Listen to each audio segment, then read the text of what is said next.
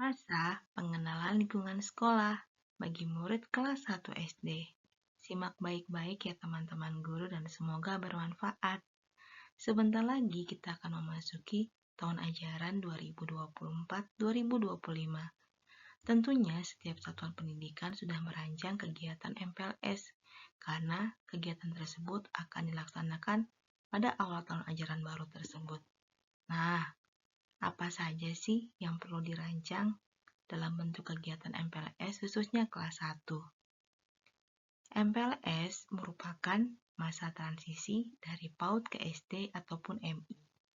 Kemudian, dalam MPLS dikenalkan lingkungan sekolah agar peserta didik nyaman bersekolah. Kemudian, dalam kegiatan MPLS juga dilakukan observasi awal, baik kognitif maupun non-kognitif. Tujuannya nanti dalam merancang pembelajaran pada saat menurut ajar, kita dapat merancang pembelajaran sesuai kebutuhan murid kita dan pembelajaran tentunya berdiferensiasi. Nah, yang terakhir, kegiatan MPLS sesuai dengan 6 kemampuan yang harus dimiliki pada saat fase A. Apa saja sih? Yang pertama, nilai agama dan budi pekerti. Kedua, keterampilan bahasa sosial. Ketiga, kematangan emosi untuk berkegiatan belajar. Keempat, kematangan kognitif. Kelima, keterampilan motorik dan perawatan diri. Dan keenam, pemaknaan terhadap belajar yang positif. Kita lanjut dengan kegiatannya ya.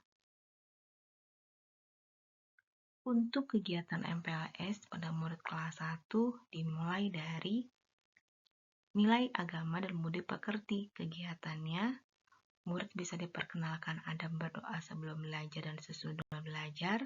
Murid juga diperkenalkan pembiasaan positif yang sering dilaksanakan di sekolah tersebut, misalnya sholat duha berjamaah, berinfak, zikir pagi, ataupun yang lainnya.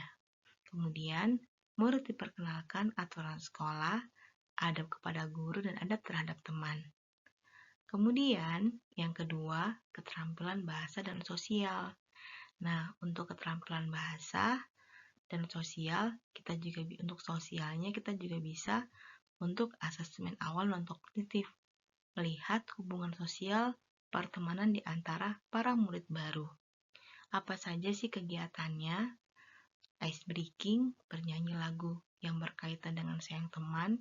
Saya sudah pernah posting juga lagu dengan sayang teman, ataupun lagu yang memotivasi anak semangat saat berada di sekolah. Kemudian yang kedua, untuk terlihat sosialnya bisa dilakukan dengan kegiatan berkelompok, yaitu menyusun kata secara berkelompok. Satu kelompok terdiri 3-4 orang. Guru menyediakan huruf-huruf sebanyak sejumlah kelompok dan setiap kelompok menyusun kata sesuai instruksi dengan guru. Kita lanjut lagi. Yang ketiga, keterampilan kognitif. Nah, ini bisa dijadikan asesmen awal untuk kognitif bagi murid kita kelas 1. Jadi, teman-teman guru harus menyiapkan rubrik ataupun lembar observasi supaya nanti memudahkan saat melihat hasil dari observasi kita. Guru juga bisa melihat kematangan emosi saat murid melakukan kegiatan. Jadi, sekali mendayung 2 pulau terlampaui. Semuanya bisa dilaksanakan dalam satu kegiatan. Apa saja sih kegiatannya? Numerasi, mengenal bilangan 1-10. Guru menyiapkan benda karena di usia 6 tahun masih tahapan perkembangan operasional konkret. Anak harus belajar dengan mengenal bendanya secara langsung. Kemudian, murid menghitung banyak benda dan menuliskan lambang bilangan. Kemudian dicatat bagi murid-murid yang memang belum mengenal ataupun masih kesulitan dalam menuliskan lambang bilangan. Kemudian yang kedua, literasi, mengenal huruf alfabet A sampai Z. Guru menyiapkan beberapa gambar secara bergantian, nanti murid menebak gambar tersebut.